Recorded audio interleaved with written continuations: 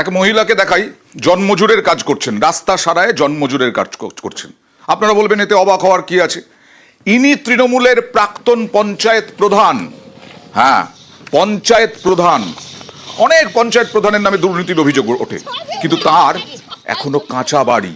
আমরা গতকাল থেকে দেখাচ্ছি নেতা হওয়ার বিড়ম্বনা, তার কাঁচা বাড়ি, কিন্তু তিনি এই ভাঙাচোরা বাড়িতেই বাস করছেন।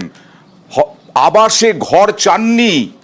যদি আবার তার নামে অভিযোগ ওঠে যে তিনি প্রভাবশালী, তিনি সেইভাবেই আবাসের তালিকায় নাম উঠিয়েছেন।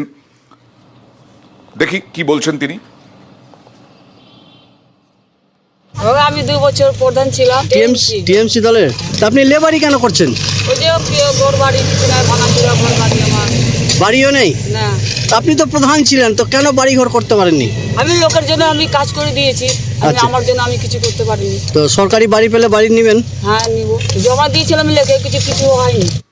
পঞ্চায়েত প্রধান অন্যের জন্য দাবি করছেন, অন্যের জন্য কাজ করেছেন, নিজের জন্য কিছু করতে পারেননি। এত দুর্নীতি বিভিন্ন জায়গায় সেবক অভিযোগ ওঠে, এখানে পাড়া প্রতিবেশী বা অন্য দল তারা কি বলছেন এই মহিলা সম্পর্কে?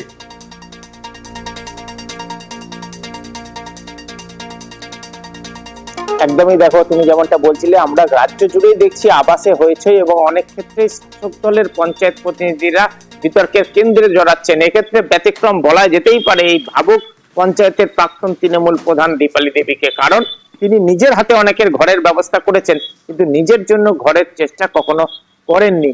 তিনি বর্তমানে বাবার একটা টালির বাড়ি, তারই এক চিলতে ঘরে তিনি দিন গুজরান করছেন। আর যেভাবে শ্রমিকের কাজ করছেন তা তো আমরা ছবিতেই দেখালাম।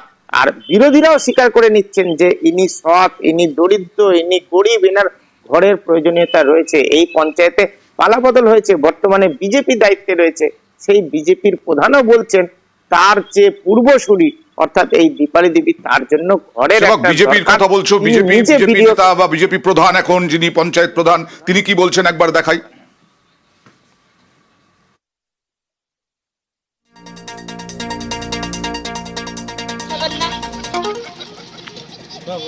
উনি অ্যাপ্লাই করেছেন ঘরে, কোথাও ঘর ঢুকেনি, চায়ের দোকান করেন আর দিন মজুরের কাজ করেন। বর্তমানে এখন এই রোগের একটা ফিট হয়, কাজ হচ্ছে, ঝাড়াটা দিচ্ছে।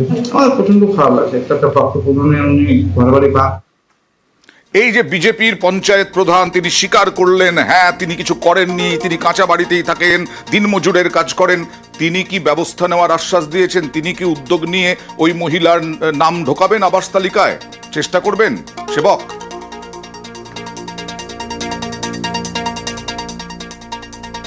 একদমই দেখো, তিনি অন্তত বলছেন যে এই প্রধান যাতে ঘর পান তার জন্য তিনি নিজে উদ্যোগ নেবেন। অন্য দল হলে কি হবে, যেহেতু তার প্রয়োজনীয়তা রয়েছে তাই তিনি চেষ্টা করবেন, বিডিওর সঙ্গে কথা বলবেন। অন্যান্য অনেক সময় আমরা দেখি যে তৃণমূলের নেতারা বিভিন্ন জায়গায় ঘর ফেরাচ্ছেন, বিজেপি কিন্তু অনেক ক্ষেত্রে বলছে নাটক। এখানে উল্লেখযোগ্য বিষয় হলো বিজেপির প্রধানই বলছেন যে না, সেখানে কোনো নাটকীয়তা নাই, প্রয়োজনীয়তা রয়েছে আর তার জন্য তিনি সরব হবেন।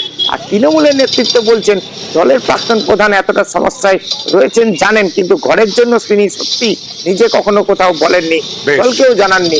এবার দলের চেষ্টা করবে বিডিওকে বলে তার জন্য একটা ঘরের ব্যবস্থা করা যায়। আবাসের ঘর পান এই মহিলা প্রাক্তন পঞ্চায়েত প্রধান তৃণমূলের। 18 সাল পর্যন্ত উনি প্রধান ছিলেন, কিন্তু বর্তমানে আমি গত 1 মাস আগেও দেখা করেছিলাম, তার অবস্থা কিন্তু শোচনীয়। আর এখন দিনমজুরের কাজও করছেন। এটা আমি কর্তৃপক্ষকে জানাবো কী করা যায়। আর যেহেতু ওর বাড়ি বা ঘর হয়নি, এটা কিন্তু আমার জানা ছিল না, উনিও আমাকে কিছু বলেননি। এখন আমি চেষ্টা করবো তার কীভাবে ঘরটাকে পাওয়ার ব্যবস্থা করতে হবে আর কি।